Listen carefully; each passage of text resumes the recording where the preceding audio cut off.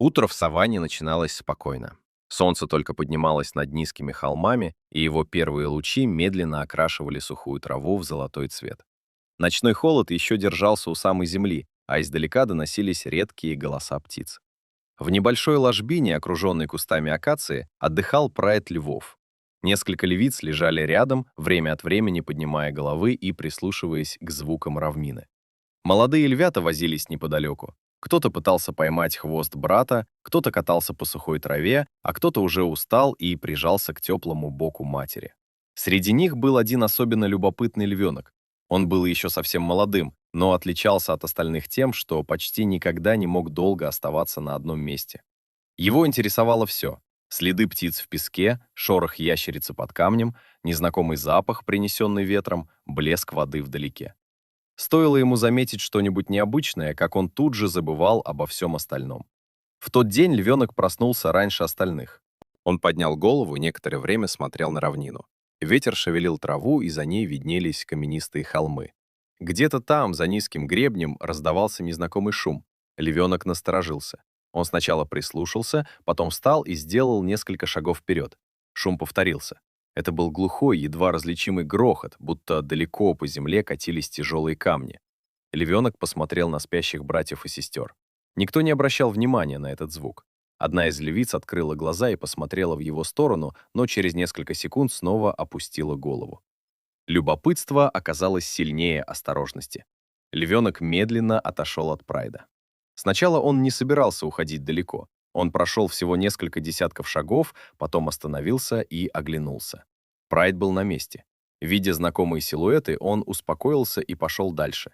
Ему казалось, что он ненадолго. Он хотел только посмотреть, откуда доносится странный шум. За холмом начиналась другая часть саванны. Там трава была ниже, а земля становилась каменистой. Вскоре львенок заметил широкую трещину в земле. Она тянулась вдоль склона и становилась все глубже. Это был огромный овраг. Когда-то здесь, вероятно, проходил сильный поток воды. Теперь русло высохло, но дождевые воды за долгие годы вымыли землю, оставив глубокую извилистую впадину с крутыми склонами. Львенок осторожно подошел к краю. Внизу росли редкие кусты и лежали крупные серые камни. Дно оврага казалось далеко, очень далеко. Львенок высунул голову и посмотрел вниз, потом сделал шаг назад. Ему стало немного не по себе. Но с другой стороны оврага он заметил что-то интересное, несколько свежих следов на земле. Они принадлежали крупному животному. Львенок не знал, кому именно. Он пошел вдоль края, стараясь рассмотреть следы. Постепенно он оказался дальше от прайда, чем когда-либо прежде. Ветер принес новый запах. Львенок остановился. Запах был тяжелый, сильный, незнакомый. Он поднял морду и тогда услышал грохот. На этот раз совсем отчетливо. Где-то впереди, за изгибом оврага, земля словно ожила. Слышался топот множества тяжелых ног, треск сухих веток и низкое гудение. Львенок повернулся в сторону звука. Из-за поворота показалась первая тень, потом вторая, потом еще несколько. Это было стадо буйволов, огромное стадо. Они двигались по дну оврага, направляясь прямо туда, где находился львенок. Он замер. Буйволы еще были далеко, но расстояние быстро сокращалось. Их было так много, что казалось, будто по оврагу движется живая черная река. Львенок мгновенно понял, что оказался в беде. Он бросился вверх по склону. Первые несколько шагов дались легко, но склон был слишком крутым. Под лапами осыпалась земля, камни покатились вниз. Львенок прыгнул выше, передние лапы ухватились за небольшой выступ. Он попытался подтянуться, задние лапы заскользили. Львенок сорвался и скатился на несколько шагов вниз. Он быстро поднялся. Внизу уже слышался топот. Стадо приближалось. Львенок снова попробовал выбраться. Он прыгнул на камень, потом на другой, добрался до небольшого уступа и на мгновение решил, что сможет подняться. Но следующий участок был почти вертикальным. Он прыгнул, не достал. Попробовал еще раз, снова не достал. Крошки земли посыпались вниз. Львенок остановился и тяжело задышал. Теперь страх стал настоящим. Он посмотрел вверх. Край оврага находился всего в нескольких метрах, но эти несколько метров казались непреодолимой стеной. Он повернулся назад. Буйволы были уже совсем близко. Их копыта били по твердой земле. Топот становился все громче.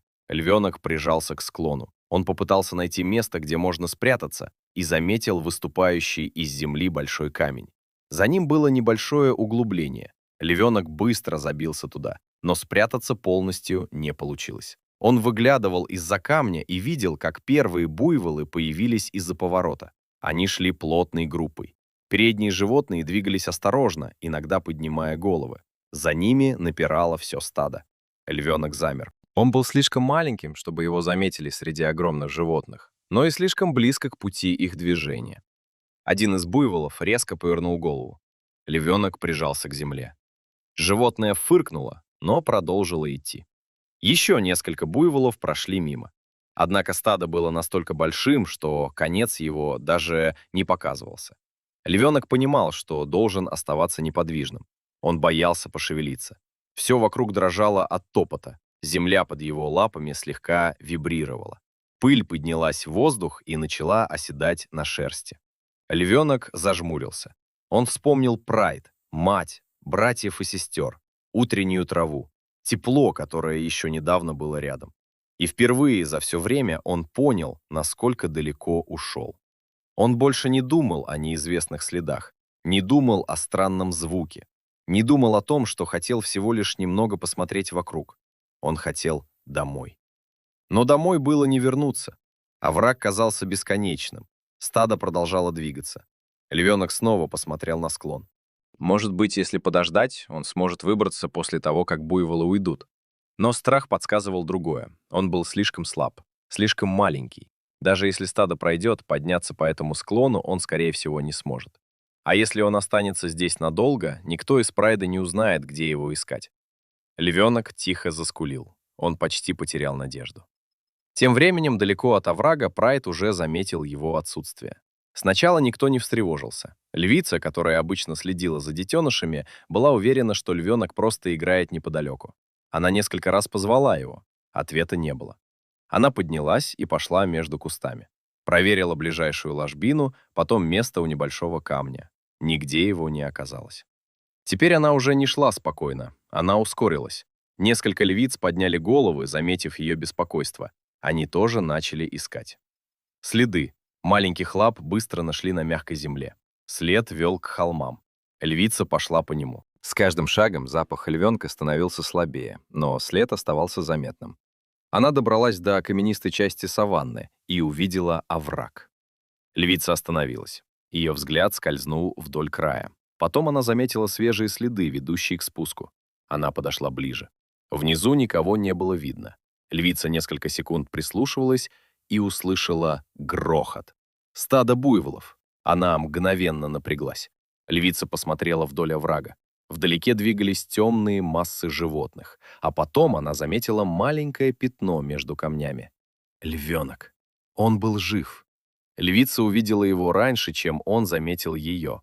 Она не могла просто спуститься вниз, склон был опасным, а буйволы двигались прямо по дну оврага. Любая ошибка могла привести к тому, что она сама окажется среди животных. Львица быстро огляделась. На противоположной стороне оврага, немного ниже края, выступал большой камень. Он был достаточно широким, чтобы на него можно было запрыгнуть.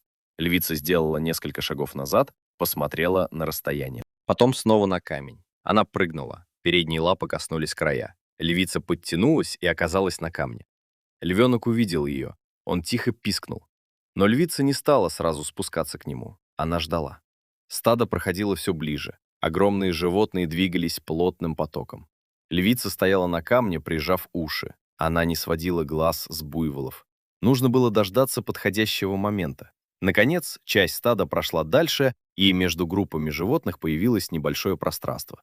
Львица быстро спрыгнула с камня на более низкий выступ, потом еще ниже. Она двигалась осторожно, но быстро. Добравшись до львенка, она на мгновение остановилась и внимательно осмотрела его. Львенок был цел, только его шерсть покрылась пылью, а сам он дрожал от страха. Львица ткнулась носом в его голову, будто хотела убедиться, что он действительно здесь. Львенок прижался к ней, но времени не было. Грохот снова усилился. Следующая часть стада приближалась. Львица мгновенно приняла решение. Она схватила львенка с зубами за загривок. Львенок обмяк, как это делают маленькие детеныши, когда мать переносит их. Львица развернулась. Впереди был тот самый камень. Она прыгнула на него, сначала передними лапами, потом потянула задние. Львенок висел у нее в зубах. Львица напряглась и одним движением забралась выше. Она оказалась на камне. Снизу уже проходили буйволы. Несколько животных подняли головы, но львица не двигалась. Она стояла неподвижно, прижимая львенка к груди.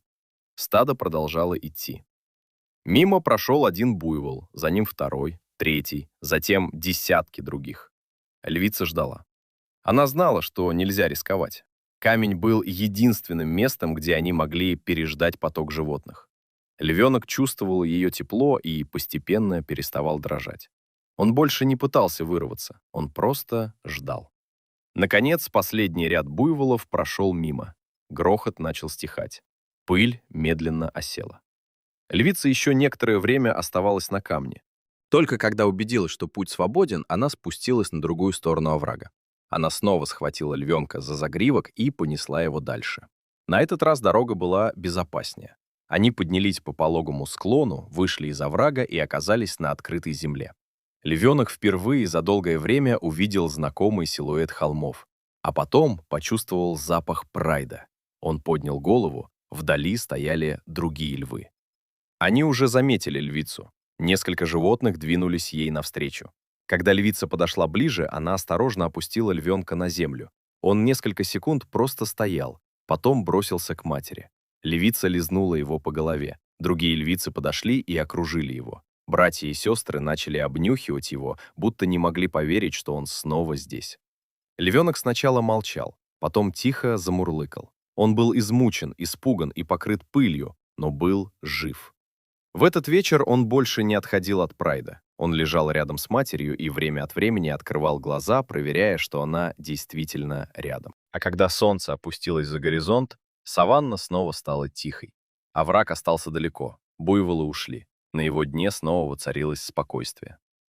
Львенок долго не мог уснуть. Он думал о том, как утром ему казалось, что мир огромен и полон интересных мест, которые нужно исследовать. Теперь он понимал другую сторону этого мира. Саванна действительно была огромной. В ней было много красивого, необычного и загадочного. Но в ней были и глубокие овраги, крутые склоны, стада тяжелых животных и опасности, о которых маленький львенок еще ничего не знал. Самое главное, он понял только после того, как вернулся. Иногда любопытство может привести туда, откуда самому уже не выбраться. И тогда особенно важно, чтобы рядом оказался тот, кто не бросит тебя. Львенок прижался к матери. Она лежала неподвижно, закрыв глаза. Но даже во сне она продолжала чувствовать его рядом. А утром, когда первые лучи солнца снова осветили саванну, маленький львенок впервые не побежал вперед. Он остался рядом с прайдом. Он все еще был любопытным. Ему по-прежнему хотелось узнать, что находится за холмами, что оставляет следы в песке и откуда доносятся незнакомые звуки. Но теперь он знал, прежде чем уйти далеко, нужно сначала убедиться, что путь назад существует. И еще он знал одну вещь. Если однажды он снова окажется в беде, его мать будет искать его до тех пор, пока не найдет, даже если между ними будет глубокий овраг. Даже если навстречу будет двигаться огромное стадо буйволов, даже если путь домой покажется невозможным. Потому что для львицы ее детеныш был важнее любого страха.